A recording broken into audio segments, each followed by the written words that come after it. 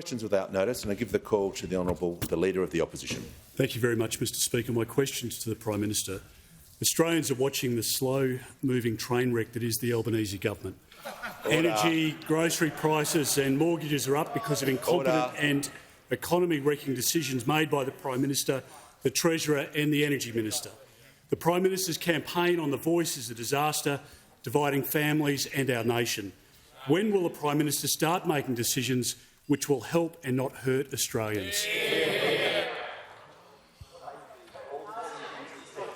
Order. Give the call to the Prime Minister. I thank the Leader of the Opposition for his sledge, and it really was a very wide bow, Mr Speaker. So it gives me the opportunity to give a very wide answer, because the Leader of the Opposition has a record of deception as long as your arm. Order. He speaks about our energy policy. Well, this is the guy who said that business leaders were complaining to him about our safeguard mechanism, when in fact the business community, including the BCA, said their members supported it. He then went on to talk about energy policy while voting against relief, $3 billion of relief for Australian families. The member for Fairfax. He claimed that he'd had conversations with Indigenous elders in Leonora to convince him to vote no in the referendum, when those same elders say that he advised them to vote yes. That's what they had to say. He told his own party room their official position would be a legislated national voice, and then blindsided them by going into a press conference and getting rid of any concept of a national voice.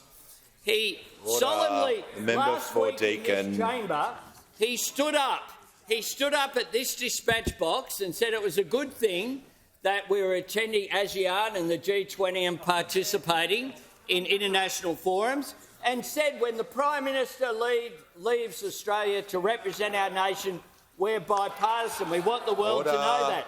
And then the next day mocked it, and then the next day opposed it. He accused the AEC of rigging the referendum. Order.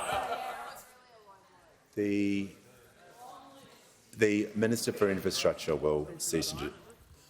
The Minister for Skills, what I hear from the Manager of Opposition Business. Speaker, on relevance, it was a wide-ranging question. He can talk about any of his government's decisions. He won't talk about any of them. What's he got to hide? Order. Order. We're just going to continue with the answer. I'll give the call to the Prime Minister.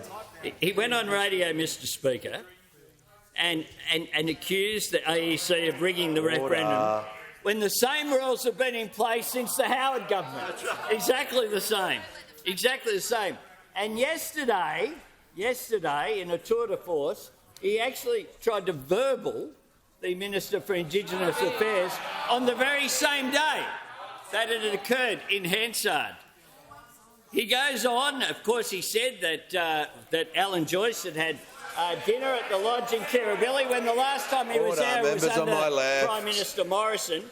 And this is what he had to say about Qantas. Qantas is an iconic Australian brand. All of us have pride in seeing the success of the company. Alan Joyce is an exceptional CEO. I know Alan Joyce. He is exceptional, both professionally and personally. Like, this guy just says one thing, whatever's convenient at the time. Whatever's convenient at the time, and never actually stands up for Australia's interests.